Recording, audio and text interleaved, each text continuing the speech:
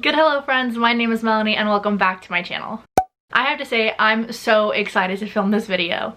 You guys know that I love my bullet journal and it has evolved throughout the years, more than I think I would have ever expected it to have. Today, my plan is to essentially take you through my bullet journal evolution over the course of about 3 years. As we go through the flip through, you can see where I started to kind of find my groove, I started to experiment with a couple of different things, and you can see what really works for me right now. And honestly, that's been a lot of fun. I am going to make sure to link all of the journals that I've used in the past, include the Moleskine one and the next two are Dingbats ones. So I'll make sure to go ahead and link those down below, but I do prefer the Dingbat notebook over the Moleskine. That's a whole other review, but essentially I like the quality of the Dingbats one way more, so I've stuck to that over the course of the last 2 years. However, in 2021 I decided that I would switch that up, but that is definitely coming to you in another video. So without further ado, let's go ahead and jump into the flip through. So introducing you to my 3 journals that have gone from August 2017 to December 2018, 2019, and 2020. But first, we're going to start off with the first one.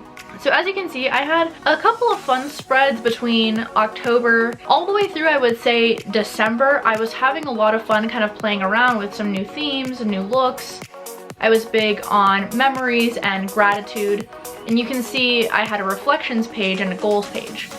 Now I know I'm flipping through this kind of quickly, but it's one of those things where you just see how it changes and what works and what doesn't. And you can clearly see that I was experimenting with a bunch of different layouts. I didn't love the vertical layout, but I tried it out a few different times. I just found that it didn't give me enough space. But this layout that you're seeing right now, that is one that I stuck with for quite some time. I have a bunch of memories sprinkled in here, and I think that's something that I want to start doing again. Looking back, I think it's really valuable and I had a lot of fun doing it. But you can see there were a couple that were just like so ugly and a couple of spreads that just were not cute, but they worked in terms of efficiency. But like the end of that year was a mess, so it's okay.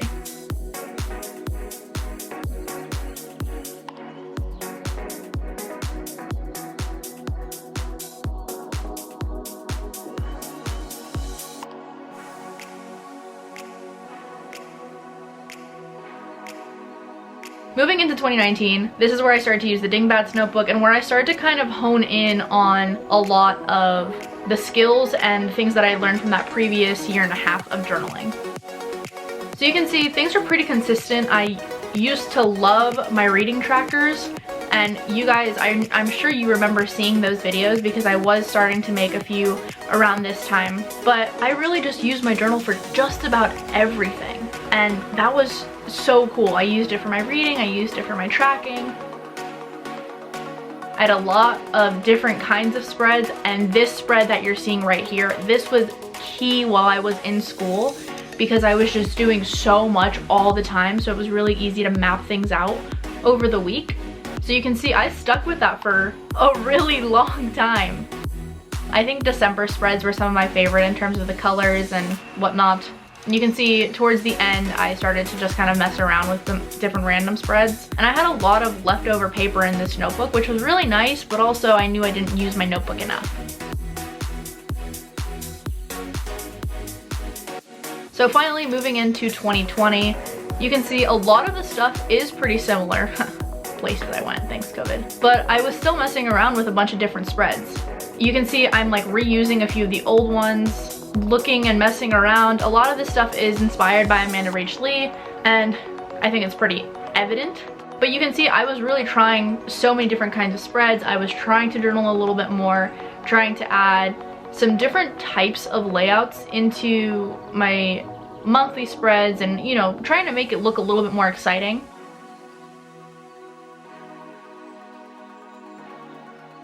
Once I got to around July, that's when I knew that this was the spread that was going to work for me. And you know, you can see I went back and forth, but inherently went back into that same spread that I actually ended up keeping throughout the entire rest of the year.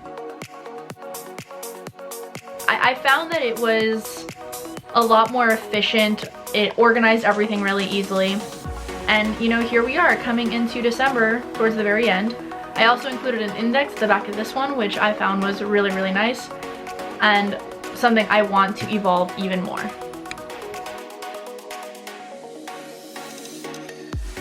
So I know I kind of blasted through that, but the whole point is to kind of see just how different but how similar my journal has been throughout the years. It still has all of the same components, all of the same look. I'm a fairly minimalist person, and I'm not like super artistic when it comes to like some fun drawings and things like that. I'm big on like, if I buy a sticker pack, I will for sure use those stickers. If I want to journal a little bit more, I will do that to a certain extent, but I really do use my bullet journal for productivity. I'd like to say a super organized person, so to have my bullet journal kind of reflect the things that I need on a daily basis was huge, and I'm really happy to see how much my journal has evolved throughout the years and how much more it's going to evolve in 2021. That's weird. Moving into a few tips and tricks as to how I got my bullet journal to be exactly what I wanted it to be. It's still not exactly where I want it to be. Something that I constantly had to remind myself is that this is a process. It is making sure that something that, you know, might work for another person, it might not work for me. So I have to adapt and figure out something that will work for what I need. That was something that was kind of difficult to learn. I was watching a bunch of bullet journaling spreads, and I found that so many people have such intricate spreads. Like, I can't track anything to save my life. I know I use my bullet journal on the daily, but I don't like tracking. It didn't feel like a very effective way of seeing what I was doing, and so I completely cut that out of my journals because it was a waste of space for my purposes, and that was okay. Another tip that I have to share is that there aren't really any standards as to what a bullet journal can consist of. I know I have spent a lot of love and money into investing in a great journal that I think will survive and will do everything that I need to do for the next year. The pens and the things that I use, I've owned for like probably the last like 2 years that are still my diehards. I still use them every day and they work.